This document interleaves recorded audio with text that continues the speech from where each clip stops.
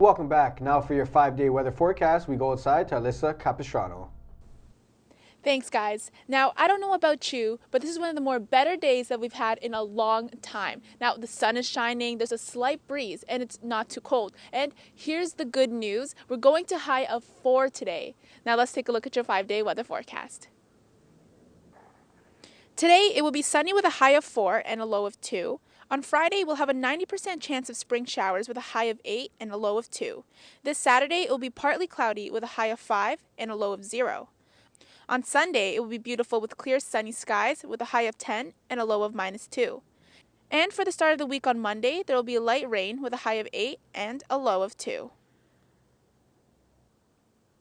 So for today, all you're going to need is a light spring jacket or maybe a light sweater. But for tomorrow, don't forget to pack your umbrella. Now back to the studio. Thanks, Alyssa. Turning now to national and international news, the FBI is assisting police with the ongoing investigation into a shooting rampage. Iraq War veteran Ivan Lopez opened fire at the Fort Hood military base in Texas yesterday afternoon. Officials say the shooter was being treated for post-traumatic stress disorder.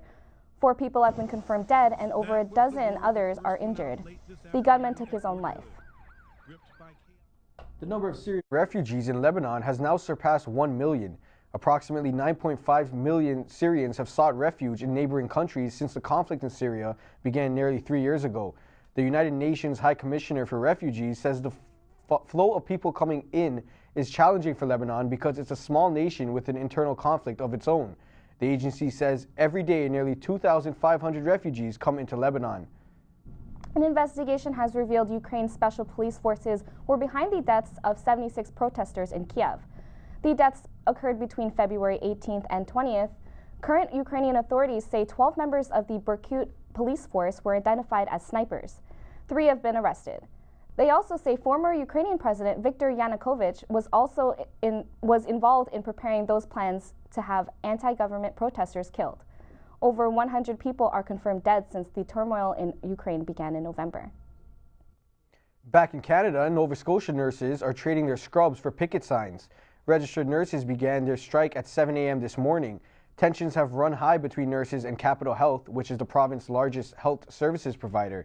Nurses say they are seeking lower patient-to-nurse ratios, but the negotiations have reached a dead end. Nurses will continue to support key units like emergency and intensive care while on strike. Overcrowded, moldy cells, and a lack of heat are what you may find at the Baffin Correctional Center in Iqaluit. A new report conducted by the Office of the Correctional Investigator says the center's facilities are grossly inadequate and should be shut down. According to the report, the Baffin Correctional Center has too few showers and toilets, a lack of running water, and air vents filled with dust. The Minister of Justice, Paul Okalek, says minor renovations are taking place and a new jail is being built. Prime Minister Stephen Harper was in Mississauga today to unveil details of a long-awaited Bill of Rights for victims of crime. The bill comes after Canada's Ombudsman for Victims of Crime suggested victims be granted the right to speak during plea bargaining. The bill could force spouses to testify against each other in a court of law.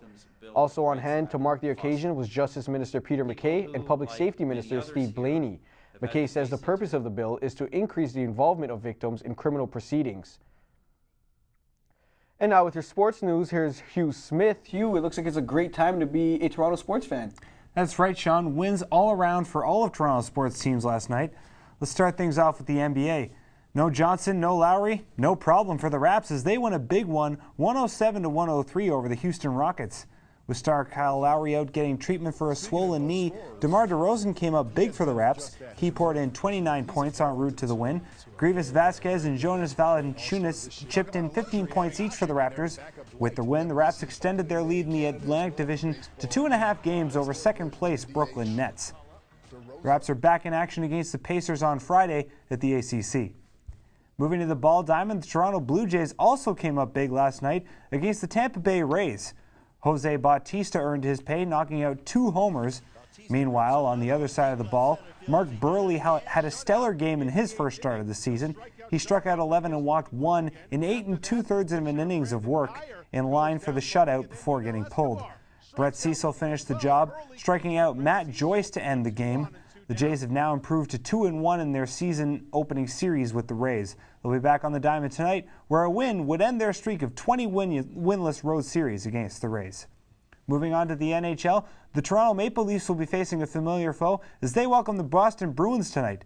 The Leafs will be looking to build some momentum after ending their 8-game losing streak against the Flames on Tuesday.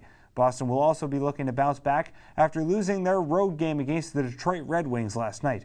Puck drop is at 7:30. The Leafs are going to be looking for a little help on the out-of-town scoreboard tonight. The Columbus Blue Jackets is the team they're chasing for the final wildcard spot, and they're in Philadelphia tonight to take on the Flyers. Toronto sits 1 point back of Columbus, and the Jackets have 2 games in hand. There are 2 other Canadian teams in action tonight. The Calgary Flames will travel to Tampa Bay to face the Lightning, while the Winnipeg Jets will welcome the Pittsburgh Penguins to the MTS Centre. And in international men's curling, Canada's Kevin Cooey beat Scotland 7-5 to advance to the playoffs in the World Championships. Their win in the final round-robin game clinches their spot in the 1-2-page playoff against Norway's Thomas Ulrud. That game will start at 7 a.m. Friday morning. And I'm sure you'll be up bright and early to cheer on Canada, right, Lily? You can bet your sweet brew, my little heel. After the break, we'll have the latest in entertainment from Alexis McDonald. Miley Cyrus is still mourning the loss of her dog Floyd, and 2 Chainz is being charged with felony drug possession. All this and more coming up after the break.